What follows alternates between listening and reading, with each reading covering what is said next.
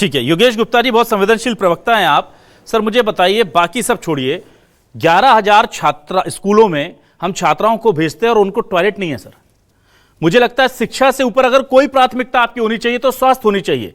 अस्पताल बनाने के बाद अगर पैसा थोड़ा भी बचता है, थोड़ी सी भी हमारी संवेदनशीलता बचती है, तो वो बच्चियों के लिए स्कूलों में टॉयलेट बनाने की होनी चाहिए सर।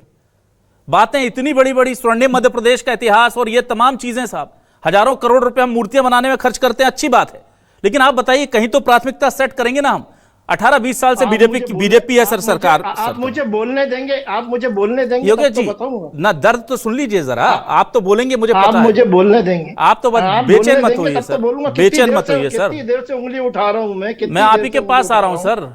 सबसे आखिरी में समय दे रहे हैं, संवेदनशील मुद्दा है, सरकार का पक्ष रखने के लिए आपसे पहले ले लेंगे तो आप कहेंगे कि इनके सवालों के जवाब देने दीजिए। बोलिए, चलिए आप बिना सवाल के बोलिए। सबके सवाल और आप बीच में टोकेंगे नहीं, ये निवेदन है। अच्छा बोलिए साहब। क्योंकि आपने किसी को नहीं टोका है, ये मेरा निवेदन है।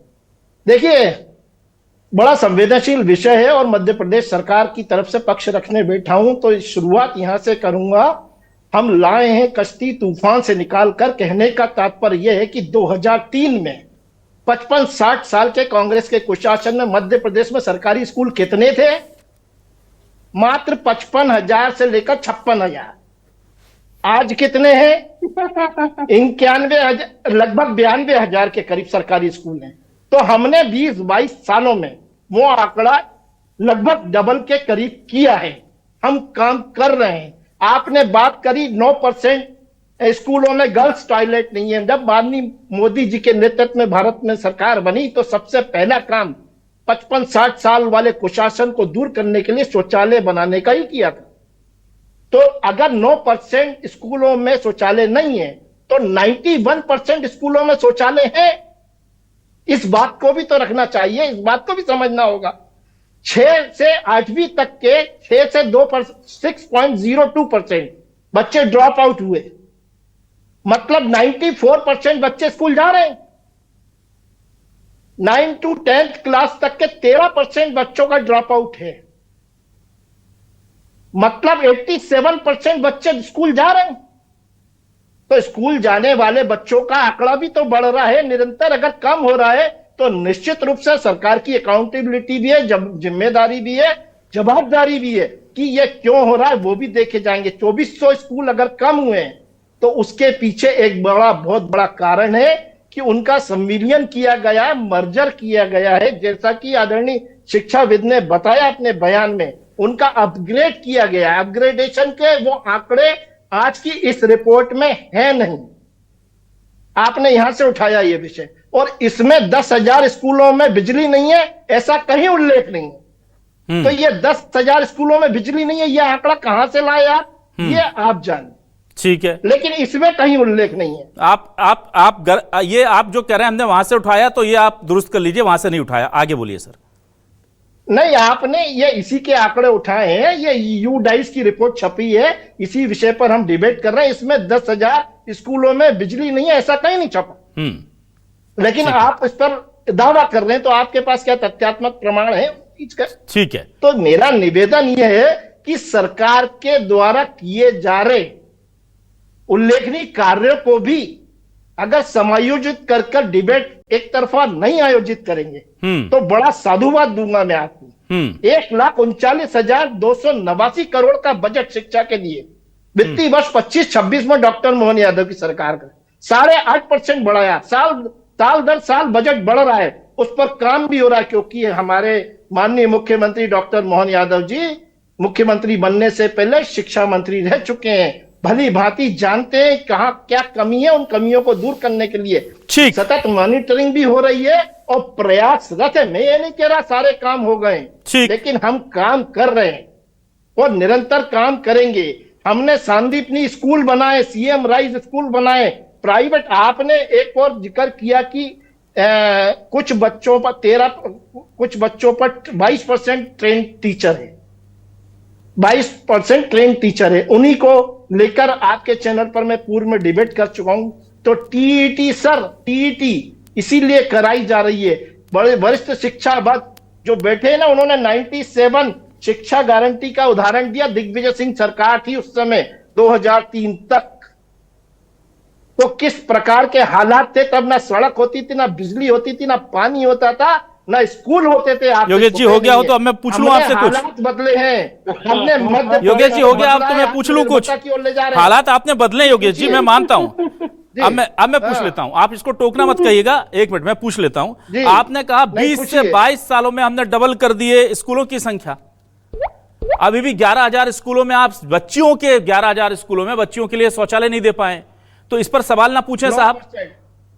91% में दे रहे हैं, 9% जहां कमी है दूर की जाएगी। तो कब करेंगे सर? 20 साल ले लिए आपने, 20 साल ले लिए सर आपने। मैं आपसे ये नहीं कह रहा, मैं आपसे ये कह रहा हूं कि बच्चियों की शौचालय की प्राथमिकता क्या हमारी नहीं होनी चाहिए? अभिलाष जी 55-60 साल तक निकम्मों की सरकार ने क्या किया? बैठे उनके प्रवक्ता, पूछिए। तो इसीलिए वो सत्ता से बाहर है ना, नहीं चला पाए, इसीलिए वो सत्ता से बाहर है। इसीलिए सत्ता में कि हम काम कर रहे हैं। 11,000 स्कूलों में बच्चियों को शौचालय ना मिल पाए आपके 20 साल रहने के बाद भी, और सवाल ना उठाए जाएं। योगेश जी चलिए मैं जल्दी से वापस आता हूं कमल जी के पास।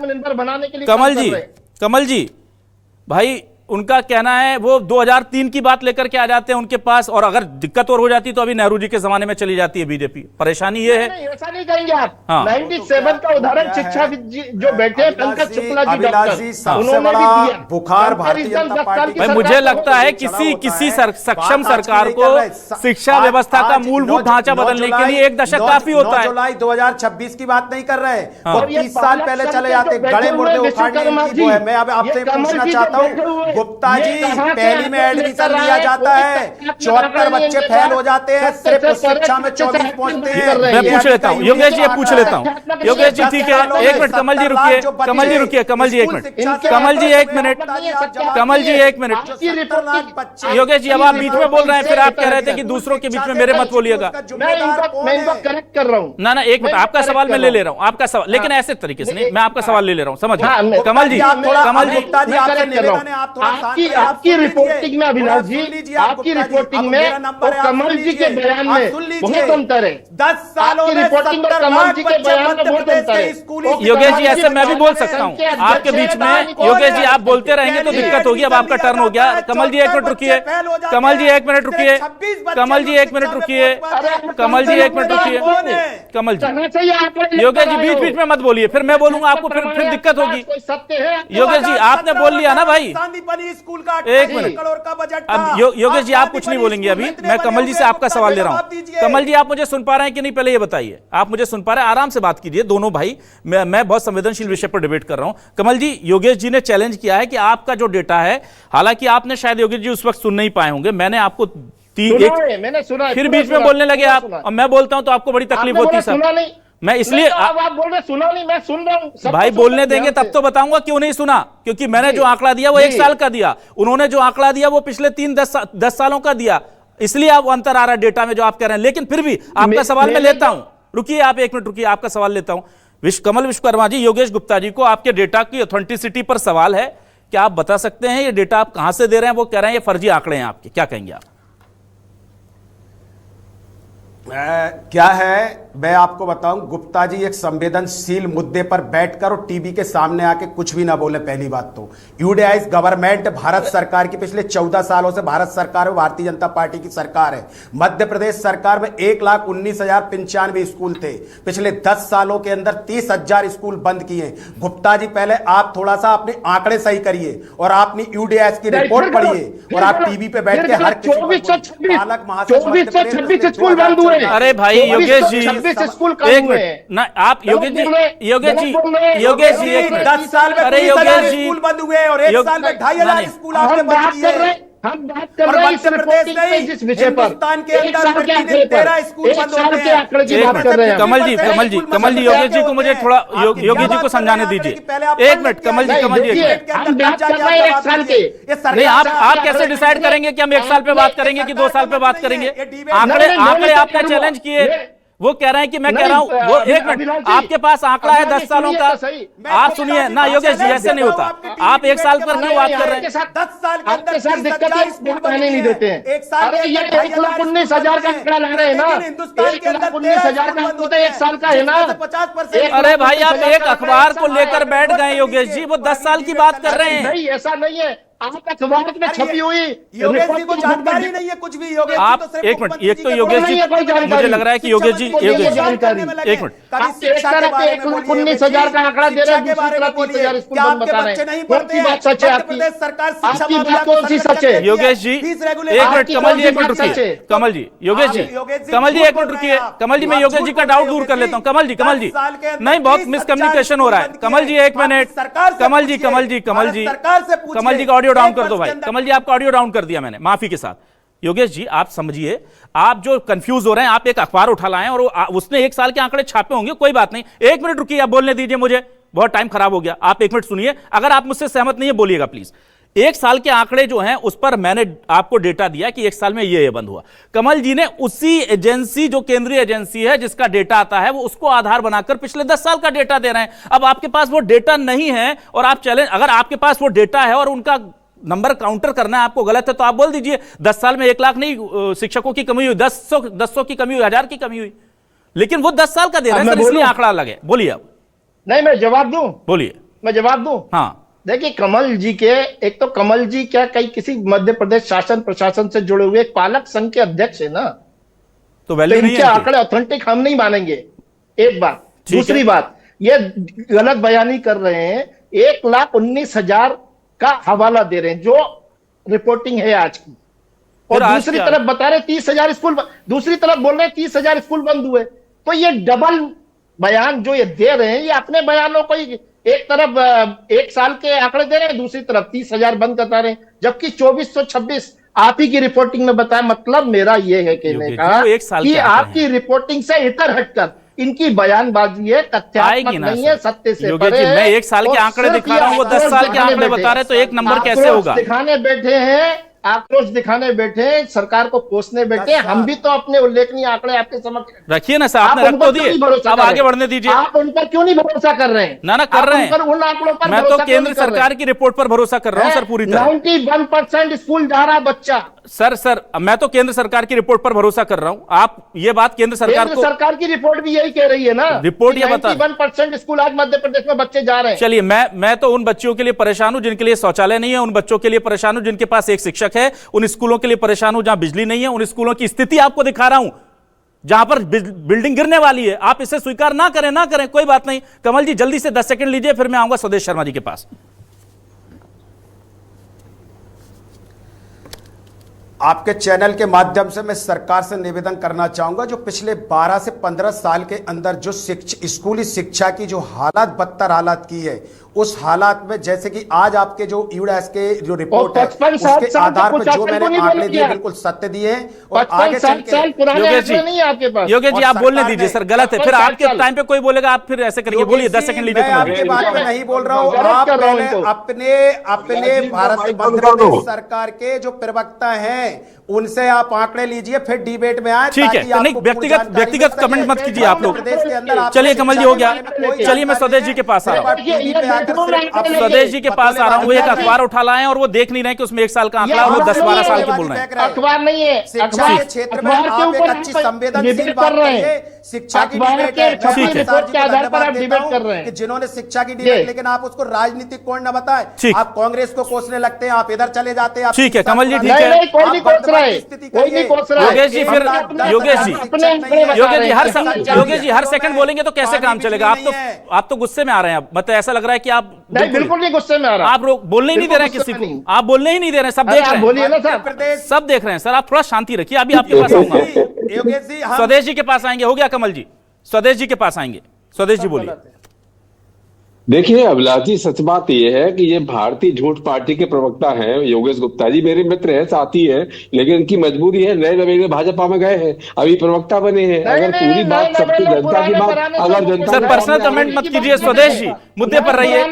पर्सनल कमेंट मत कीजिए। सरकार ने क्या किया मध्य प्रदेश में स्कूल शिक्षा के लिए? ये बात है, अकाउंटेबिलिटी आपकी बनती है। अकाउंटेबिलिटी योगेश जी आज आप बहुत गुस्से में हैं।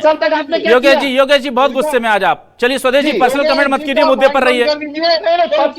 योगेश जी समझ रहे हैं, योगेश जी हम समझ रहे हैं। कितने स्कूल थे आप योगेश जी एक मिनट रुकिए, पहले स्वदेश जी को बोलने दीजिए, फिर आपके पास आऊंगा भाई। हाँ स्वदेश जी पर्सनल कितने कमेंट। स्कूल थे? देखिए 50-60 सालों में कितने स्कूल योगेश जी ये तो आप समझ गया मैं। योगेश जी ये कमजोरी की निशानी हो रही है अब। ये है नहीं, कोई कमजोरी नहीं है। ये कमजोरी की निशानी है। कोई कमजोरी नहीं है। आप जो कर रहे हैं सब समझ रहे हैं। आप चिल्ला करके डेटा नहीं आने दे रहे हैं, आरोप नहीं आने दे रहे हैं। मध्य प्रदेश नहीं आ रहा है आप लोगों को। मजबूर है, क्या करें? शिक्षा भी बढ़ रही है, शिक्षा भी बढ़ रही है। योगेश जी बहुत बढ़िया। आप लेकिन ये मत सोचिए कि आप ये करके के इस महत्वपूर्ण मुद्दे को, डिबेट को आप इस तरह से डिस्टर्ब करके इसको संभाल लेंगे। मैं डॉक्टर पंकज शुक्ला जी के पास आता हूँ। आपके तथ्य हैं तो अपने टाइम पर बोलिए ना योगेश जी। ये क्या है, हर व्यक्ति के बीच में बोल रहे हैं आप समझिए ना। हर सेकंड में बोल रहे हैं आप रुकिए ना, हर सेकंड रुकिए ना। पर्सनल अटैक करेगा तो बोलेंगे ना। वो रोका तो, लेकिन आप तो हर सेकंड पे बोल रहे हैं। आपको डेटा एक्सेप्ट नहीं है, आपको कोई चीज एक्सेप्ट नहीं है। बच्चों जैसी आप बात कर रहे हैं सर। मैं डॉक्टर पंकज शुक्ला जी के पास आ रहा हूँ। आप कहाँ एक्सेप्ट कर रहे हैं कि सरकार की जो उल्लेखनीय उपलब्धि है आप उनको इनकार अरे कर रहे हैं? एक्सेप्ट नहीं करेंगे तो आप किसी को बोलने नहीं देंगे क्या? मतलब आपके नहीं, हिसाब से बिल्कुल एक्सेप्ट बोलिए, करके आप चलें ही लोग सारे तो लोग। बोल रहे हैं। ये 3-4 लोग बैठे हैं, सब आपके हिसाब से चलें सर। आप अपने टाइम पे बोलिए, वो अपने टाइम पे बोलेंगे। डिबेट आपके हिसाब से हो रही है, क्रम आप निर्धारित कर रहे हैं, मैं जवाब दे रहा हूं। जवाब नहीं दे रहे हैं, आप डिस्टर्ब कर रहे हैं योगेश जी। आप जाकर के देखिएगा इस डिबेट को, आप इस डिबेट को देखिएगा, आप खुद शर्मिंदा होंगे कि मैंने आज क्या किया है। चलिए पंकज शुक्ला जी के पास आता हूं। आप फिर बोल रहे हैं सर मैं हाथ जोड़ रहा हूं, थोड़ी देर दूसरों को भी बोलने का मौका दीजिए। पंकज जी, पंकज शुक्ला जी सॉरी योगेश जी, पंकज जी बोलिए। जी अभी जो ये बहस चल रही है, मुझे ऐसा लगता है कि शिक्षा एक ऐसा मुद्दा है जिसमें संवाद से समाधान निकालने की जरूरत है। आपने जितनी समस्याएं गिनाई हैं, पक्ष भी है, विपक्ष भी है और पालक संघ भी हैं, तो मैं बैठा हुआ हूं, हम लोग यहाँ पे एक स्वस्थ डिबेट में बैठे हुए हैं और मैं ये मानता हूं कि आज यहाँ से जो चर्चा हो उसमें कुछ समाधान निकले और सरकार उस चीज़ को सुने। तो मैं इसको किसी एक सरकार की गलती या दूसरी सरकार की उपलब्धि नहीं बताना चाहता हूँ। मैं ये बताना चाहता हूँ शिक्षा का विकास एक सतत प्रक्रिया है। जैसे मैंने चर्चा की थी 1 जनवरी 1997 को यहाँ पे शिक्षा गारंटी योजना जब शुरू हुई थी, तब लक्ष्य ये था कि स्कूल का एक्सेस मिले। बच्चे जो स्कूल नहीं जा पा रहे थे, दूरियां होती थी स्कूल की। मैं उस टाइम पे, मुझे अच्छे से याद है कि एक प्राइमरी से दूसरी प्राइमरी स्कूल की दूरी 5 किलोमीटर 3 से 4 किलोमीटर हुआ करती थी। नदी नाले हुआ करते, सड़क भी इतनी अच्छी नहीं हुआ करती थी। तो उस टाइम पे धीरे धीरे सुधार हुआ। आज स्थिति ये है कि संदीपनी विद्यालय खोले जा रहे हैं जो कि सर्व सुविधा युक्त हैं। तो मेरा कहना ये है कि पहले एक्सेस था, हम पहले एक्सेस की चुनौती थी, आज हमारी क्वालिटी की चुनौती है। हम पहले एक्सेस पे जा रहे थे, आज क्वालिटी पे जा रहे हैं। जब हम क्वालिटी पे जाते हैं तो हम सारी चीज़ें देखते हैं, हम इंफ्रा भी देखते हैं, जैसे आपने शौचालय की बात की, शौचालय भी देखते हैं। तो कहीं कहीं मेरा व्यक्तिगत मत ये है, जब स्कूल मर्जर होते हैं तो बहुत सारी चीज़ों को देखना पड़ता है। ये जो आप बंद होने की बात हो रही है, तो मेरे हिसाब से अगर मैं ये बोलूं कि एक साला एक परिसर योजना के तहत करीब 35,000 स्कूलों को 16,000 स्कूलों में मर्ज किया गया, जिसमें माध्यमिक, प्राथमिक और आपका हायर स्कूल एक ही उसमें परिसर में किया गया। तो ये इसलिए किया गया कि अच्छी भवन व्यवस्था हो, गुणवत्ता हो और जिससे कि एक लैब अच्छी हो, स्मार्ट क्लास हो, लोगों को साइकिल दी जाने लगी, छात्राओं को। ये सब उपलब्धि सरकार की, बिल्कुल मैं हमारे जो प्रवक्ता हैं बैठे हैं बीजेपी के, मैं बताना चाहता हूं ये उपलब्धियां हैं सरकार की। लेकिन अगर कहीं पे कुछ खराबी है उस सिस्टम में, जहां मैं बात कर रहा हूं अकाउंटेबिलिटी की, सरकार पूरी तरह से लगी हुई है, पारदर्शी है। स्कूल चले अभियान से लेके आज तक जितने चेंजेस हुए हैं, स्कूल बड़े हैं, स्कूल का अपग्रेडेशन हुआ है, सुविधाएं दी जा रही हैं, अच्छी है। लेकिन जब बजट जा रहा है तो अकाउंटेबिलिटी सुनिश्चित करनी पड़ेगी, हमको तंत्र को टाइट करना पड़ेगा। सरकार को आज ये चाहिए, जो मैं एक मैंने बताया, सुझाव दिया कि डिजिटल डैशबोर्ड बनाना पड़ेगा सरकार को। कि उन्होंने अभी ई अटेंडेंस बनाया हुआ है कि आप पढ़ाइए, उसको मॉनिटर कर रहे हैं। उसी तरीके से एक ऐसी व्यवस्था करनी पड़ेगी जिसमें कि डिजिटल मैप हो, सोशल ऑडिट हो। पालक संघ के अध्यक्ष बैठे हुए हैं, पालक संघ का काम ही है वहां की व्यवस्था देखना, मॉनिटरिंग करना, ठीक है सर, गुणवत्ता ठीक, सुनिश्चित ठीक है करना। सर, ठीक। तो ये पालक संघ को भी उसमें इंक्लूड करे, ठीक। जो डैशबोर्ड के अंतर्गत, और इस तरीके से उसका समाधान निकाले, जो कमियां हैं सरकार उसको देख के दूर करे। ठीक है, चलिए योगेश गुप्ता जी, आप क्या कहेंगे सर? देखिए, आप कह रहे हैं कि हम उपलब्धियों पर बात करें। सर, आपकी उपलब्धियां थी तभी तो आप लगातार सत्ता में हैं, और हम अगर दबाव नहीं बनाएंगे, पालक शिक्षक संघ दबाव नहीं बनाएगा, विपक्ष दबाव नहीं बनाएगा, तो स्थितियां सुधरेंगी कैसे? अब आप तो हमें नहीं बताएंगे ना ये तस्वीर। सर, आप उपलब्धियां गिनाने के लिए बीजेपी के पास पूरा इंफ्रास्ट्रक्चर है कि हमने अच्छा काम क्या किया, कहां कमी है ये मीडिया बताएगा ना, आप इसको अदरवाइज क्यों ले रहे हैं? ये तस्वीरें हम आपको दिखा रहे हैं ना, और ये मैंने नहीं बनाई, ये वहां की सरपंच ने बनाई है, जनप्रतिनिधि हैं वो, उन्होंने बना करके मीडिया को दी है कि कृपया ये दिखा दीजिए। हम कई बार आवेदन दे चुके हैं, माननीय शिक्षा मंत्री जी का इलाका है, फिर भी स्कूल टूट सकता है, किसी दिन कोई हादसा हो जाएगा। तो आप इसे हमें अपने दुश्मन की तरह क्यों देखते हैं? आप हमें अपने सहचर की तरह क्यों नहीं देखते कि हम आपको दिखाते हैं कि भाई ये कमी है, इसको दूर कर लीजिए? आप नाराज हो जाते हैं कि आप अच्छा काम नहीं बताते। अच्छा काम बताने के लिए आप लोग हैं ना भाई। जवाब दूं? जी देखिए अभिलाष जी, भारतीय जनता पार्टी और मैं हमेशा ये मानते हैं कि मीडिया जो है वो लोकतंत्र का चौथा स्तंभ है, और हम इसका पूरा आदर भी करते हैं, इसके सुझावों पर अमल भी करते हैं। मैंने कभी ये नहीं कहा, अपने आप डिबेट में बाद में भी देखेंगे तो मेरे बयान में मैंने ये नहीं कहा कि पूरे काम हो गए। मैंने ये कहा है अपने बयान में कि अगर 80 to 90% काम हमने किए हैं, कहीं अगर 10 से 12%, 15% की कमी है, उसको भी हम निरंतर प्रयासरत है, हम सुधार की ओर अग्रसर हम करेंगे। निश्चित रूप से ड्रॉप आउट पे भी रोक लगेगी, और क्वालिटी एजुकेशन की जो बात आदरणीय पंकज जी ने करी है, उसकी दिशा में सरकार आगे बढ़ चुकी है, जिसकी स्वीकृति उन्होंने अपने बयान में भी करी है। और हम ये मानते हैं कि आगामी 2028 तक जब हम आंकड़े लेकर इसी विषय पर बैठेंगे तो काफी सुधार आपको उसमें दिखेगा। ये जो 10, 12, 15% की कमी है, उन्हें भी निराकरण करने का पूरा प्रयास होगा। निश्चित रूप से मैं ये मानता हूं कि विषय अच्छा था। आपको साधु योगेश जी, एक छोटी सी रिक्वेस्ट और है, ये जो कुछ स्कूलों की तस्वीरें हमने दिखाई है, आप व्यक्तिगत तौर पर इसका संज्ञान लेके इसे दिखवाइए, क्योंकि बारिश के दिनों में बहुत खराब स्थिति है, कोई हादसा हो सकता है। तो आप पार्टी को जहां भी सक्षम संगठन है या जो एजेंसी है उसे जरूर भिजवाइए, क्योंकि यहां बड़े हादसे सर हो जाएंगे। ये हम यहां पर वेट नहीं कर सकते कि सरकारी वो फाइल चलेगी, इसे थोड़ा प्रायोरिटी पर दिखवा लीजिए। हमारी भी जिम्मेदारी है कि अगर कुछ गड़बड़ सामने आई तो आपको पहुंचाएं, क्योंकि बच्चों की जान का मामला। ये जो बिल्डिंग है खासतौर से नरसिंहपुर के, जिसमें प्राथमिक और हाई स्कूल दोनों चलते हैं सर, मेहरा गांव की बिल्डिंग है, मैं आपको बता भी देता हूं, ये बहुत बुरी स्थिति है और कभी भी हादसा हो सकता है सर। बहुत शुक्रिया करूंगा आपने। हाँ जी, बोलिए योगेश जी। नहीं अभिलाष जी, देखिए एक संवेदनशील सरकार है डॉक्टर मोहन यादव की, अकाउंटेबिलिटी हमारी है, और निश्चित रूप से जहां कमी है, जो दृश्य परिदृश्य आपकी स्क्रीन पे हो रहा है, निश्चित रूप से उसका भी निराकरण करने की पूरी कोशिश नहीं, ईमानदारी से उस पर प्रयास किया जाएगा, ऐसा आश्वस्त मैं आपको। ठीक है, बहुत शुक्रिया करूंगा मैं। योगेश गुप्ता जी आपका, स्वदेश शर्मा जी आपका, डॉक्टर पंकज शुक्ला जी और कमल विश्वकर्मा जी हमारे साथ जुड़ने के लिए। डिबेट आज का बहुत गर्म रहा, लेकिन जरूरी है, क्योंकि हम बच्चों के भविष्य के लिए नहीं लड़ेंगे तो किसके लिए लड़ेंगे? और ये जंग जारी रहेगी, क्योंकि मीडिया, सियासत और समाज एक साथ चलते हैं, पर अलग अलग पटरियों पर चलते हैं। मंजिल सबकी एक है, हमें कमी दिखानी है, सरकार को उपलब्धि गिनानी है और समाज को परेशानी बतानी है। मंजिल सबकी एक है, अपने लक्ष्य तक पहुंचेंगे जरूर। बहुत शुक्रिया, नमस्कार।